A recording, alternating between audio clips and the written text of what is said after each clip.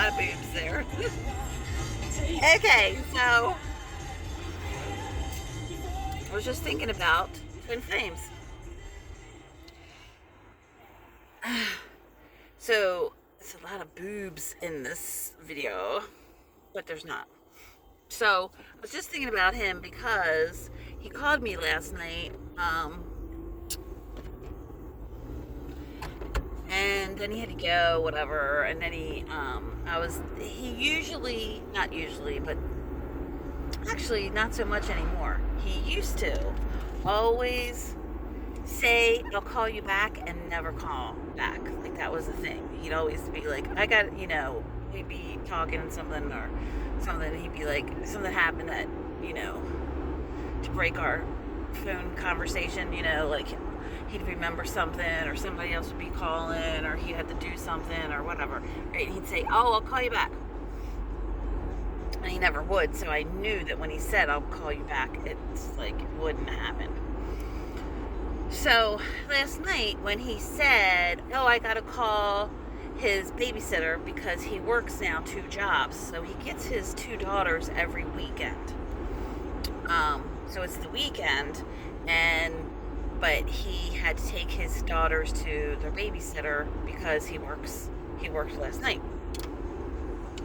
So, blah, blah, blah. He was like, oh, I got to call the babysitter because he had to remind them of something, that their daughters for the night, And he was like, I'll call you back. And I thought about that because I'll tell you why. I got off the phone with him, and then I was like, oh, he's not going to call back. I don't care. You don't have to. And I was sending him and saying that to him, but not going on the phone. I was just kind of saying that to the air. You don't have to call me back. It's okay. And then I was a little bit angry. Then I had to work through my feelings about that. And I think, I work on, because twin flames is unconditional love. So that means that he gets the freedom and I get the freedom to do what we want to do, put ourselves first. So, but as I was like releasing him that he did not have to call me back, I had to work through, do I want him to call me back? And do I want to, like, if you want something and somebody doesn't want it too, it makes you vulnerable and makes you feel bad. So, you know what I mean?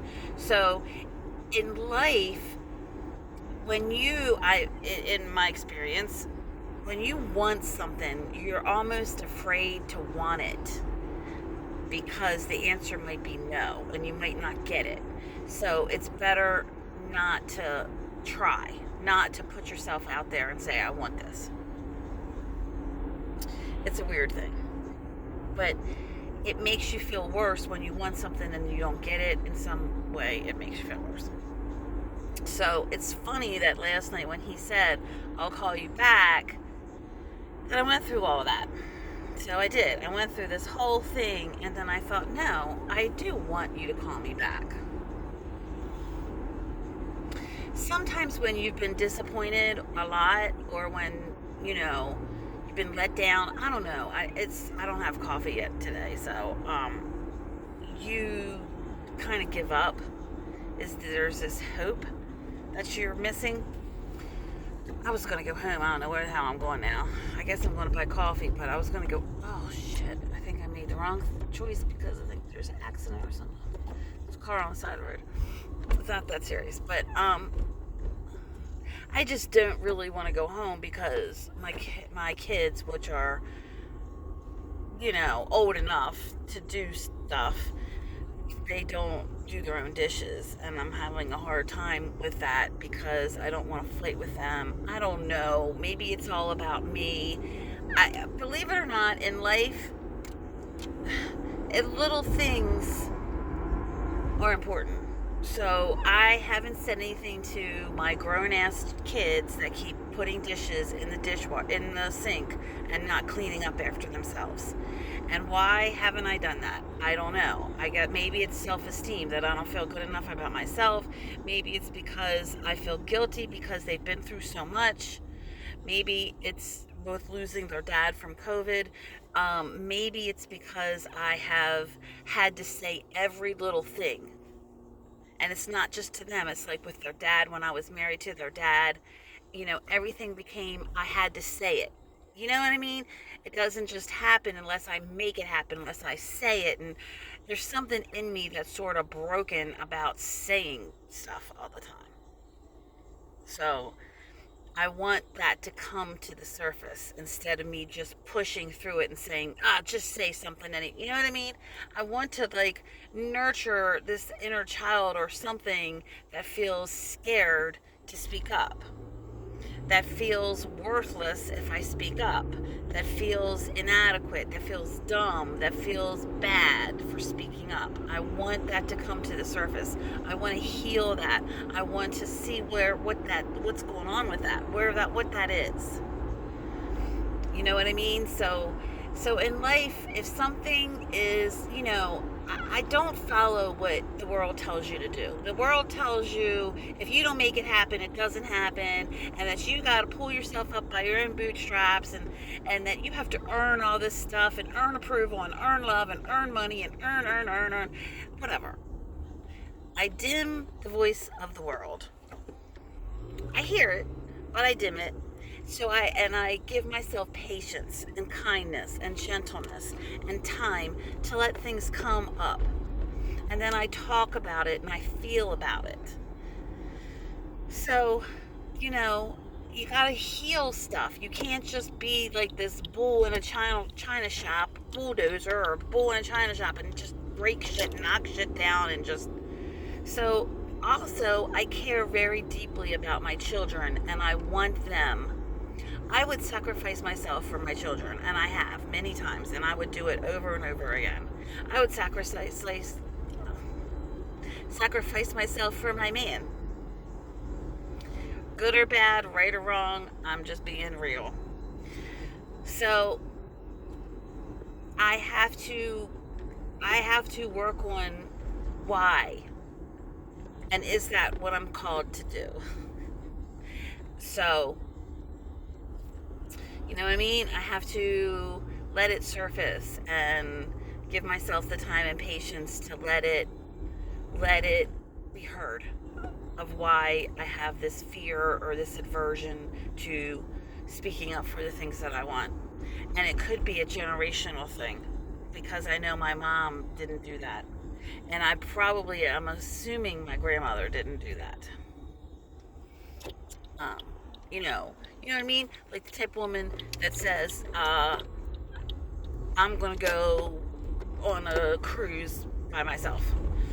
Or I'm gonna, I don't need you. I don't need a man. I don't need your approval. I'm gonna do me.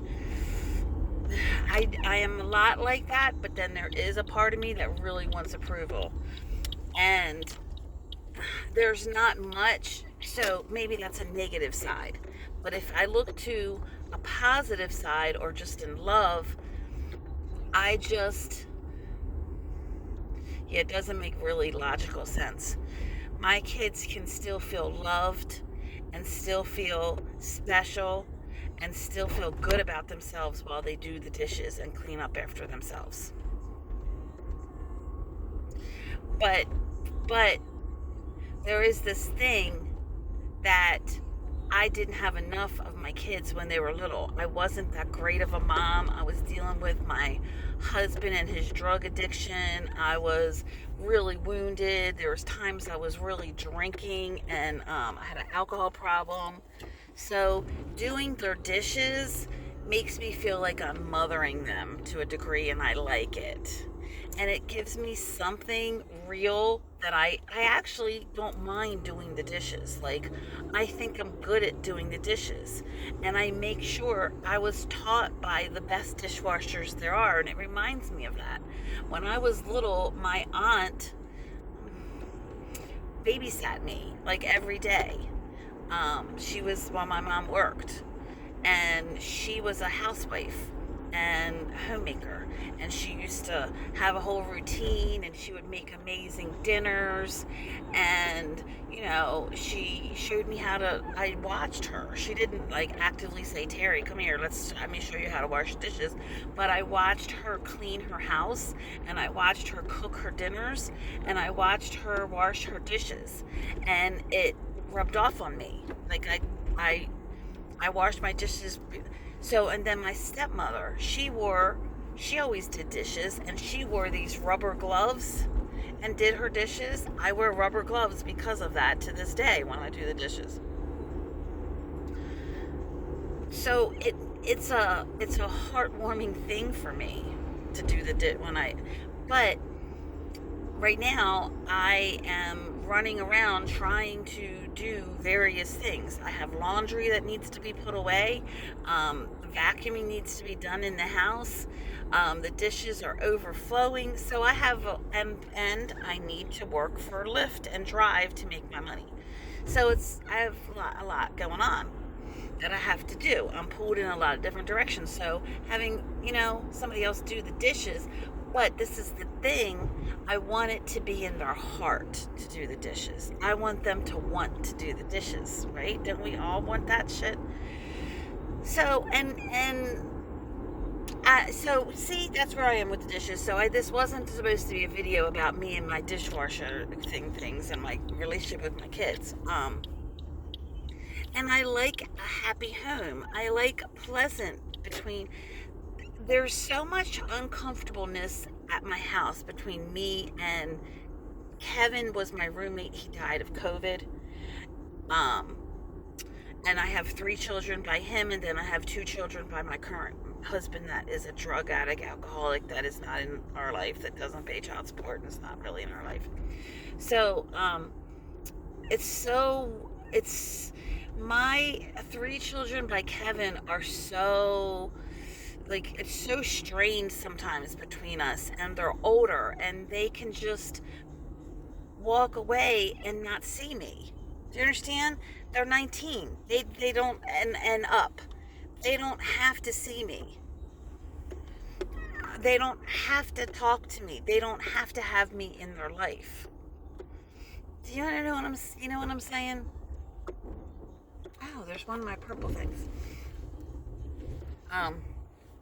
So it's so like uncomfortable, and it's so weird because the house that I live in is Kevin's estate, their dad, and so now it's going to officially be their house, and Kevin was so dominating and controlling and so shaming of them as a father, and he was so hard on them as a father.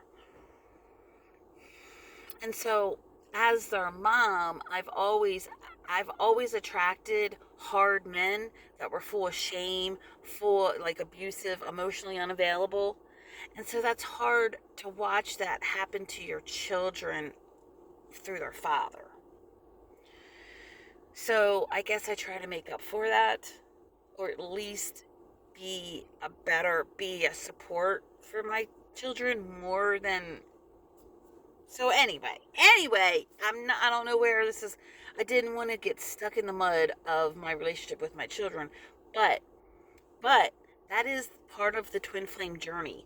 Part of the twin flame journey is all about healing and being whole and facing, your woundedness, your generational stuff that's passed to you. They call in church, they call them generational curses, generational stuff that was passed down to you.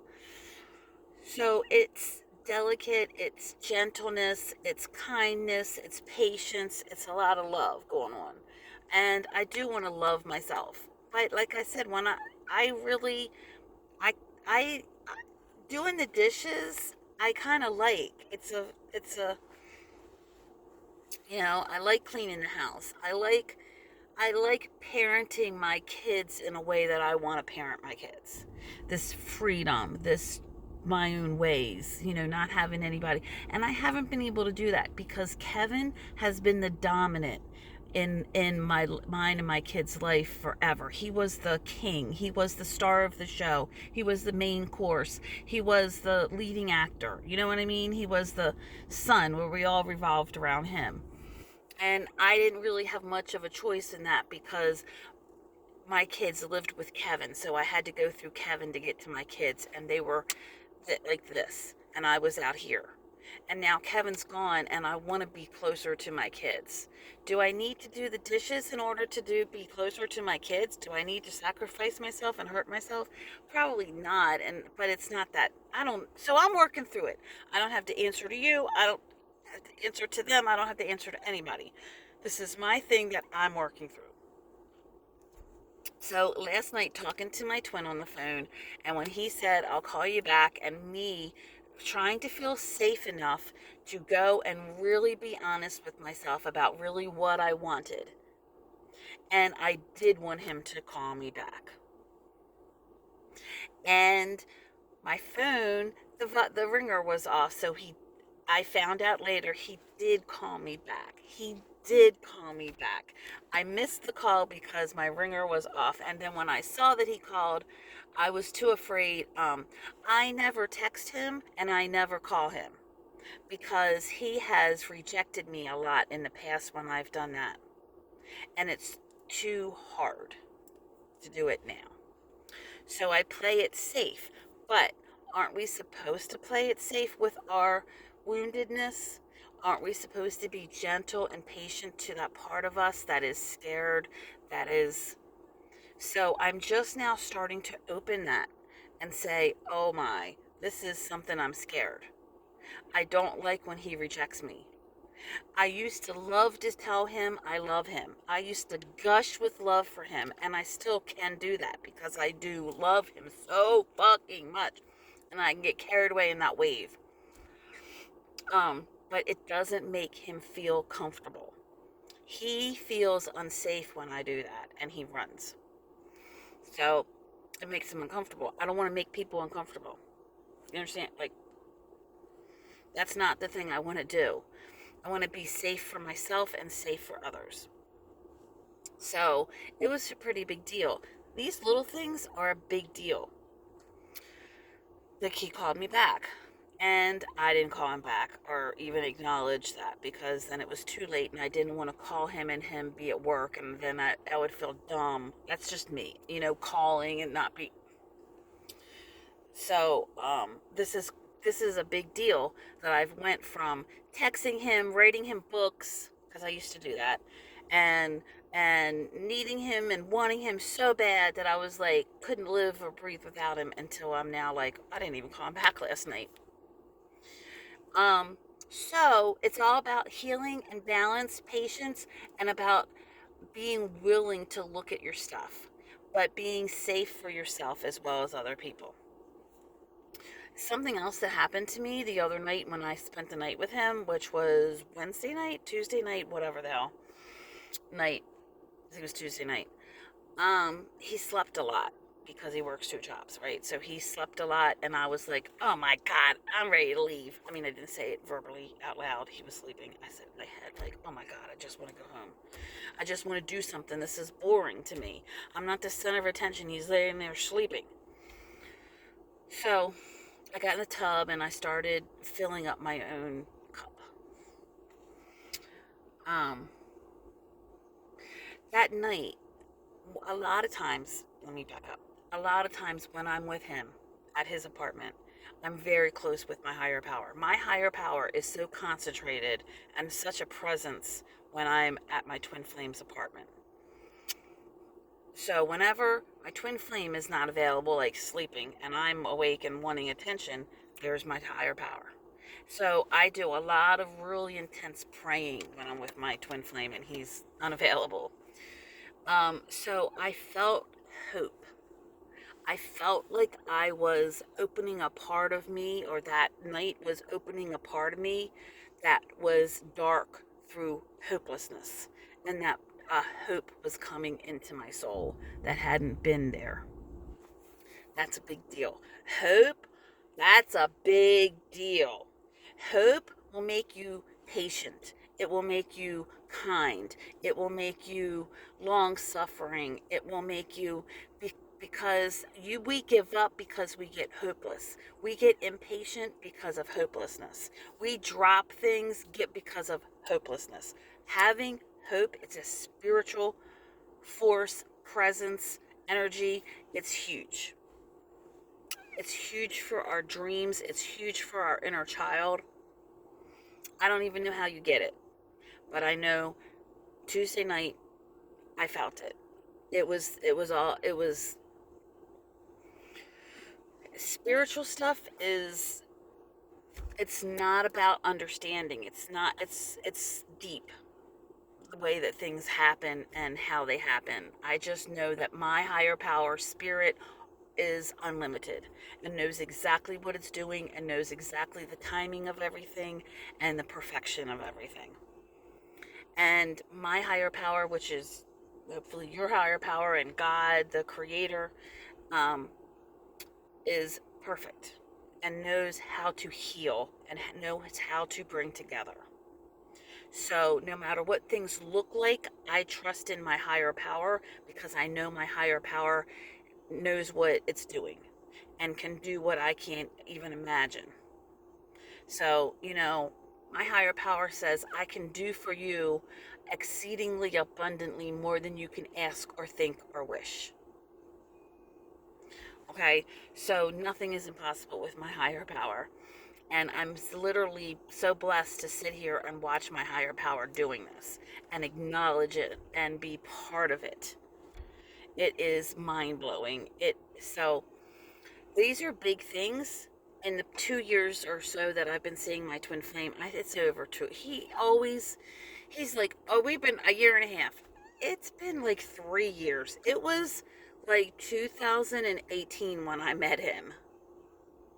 I need to get the date because it was my old phone. I might have the book. I had this big hard, I think it had hearts on it, journal that day that I met him. I was writing in it. It was at it was in Dundalk, and it was at Midas. That used to be my mechanic, and that was his mechanic. And we were sitting in the like waiting area while we were both getting work done on our vehicles. We were sitting next to each other, and we started talking. And I had a notebook. He loved that. I had a dress on like this with my boobies. I had a nice sundress on. It was summertime. And I was taking notes in my journal. He said it looked like whatever, some kind of book. So anyway, I'm pretty sure that was 2018 because at the least it was summer of 2019. So 19, 20, 21. So this past summer was 2 years. That could be it. Um, that could be it. 2019, summer of 2019. Um, so we've only gone a couple months. In the beginning, we didn't talk. We stopped talking because when we met and we started seeing each other, I was selling myself. Oh, we didn't talk about that, but my kids don't know about that, of course. They're 11 and 13, and I don't really want everybody. I mean, whatever. I was sexually abused as a child. So that usually happens when you're sexually abused. You tend to do that. So I sold myself. So that's how I met him. He was a client of mine. I can go into that whole story, and I probably will because it's awesome. It's such a supernatural, amazing story. Because here I am, not even wanting to show my boobs. Like, there's been such a transformation. It's unbelievable for me. But yet I'm still me. I haven't changed into a completely different person. I'm still me. So anyway, I think I'm done. 25 minutes into this. I hope I said something worth listening to and worth learning anything from. But hang in there. Unconditional love and patience and time, and just be you. If you're scared to do something, don't push yourself to do it. Don't do it. Don't do that to yourself. Be very kind and good to yourself. and it's okay. It's okay to be you.